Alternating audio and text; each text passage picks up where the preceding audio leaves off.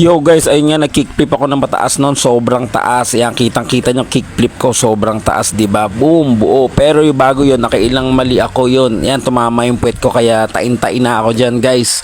Tain-tain na ako, tapos ayaw pa akong papuntahin sa banyo ng mga security guard, nagalit sa akin. Hayop na yan, pinipigilan nila ako. Sobrang tain-tain na talaga ako kasi nga sumemplang ako eh, sobrang tain-tain na talaga ako.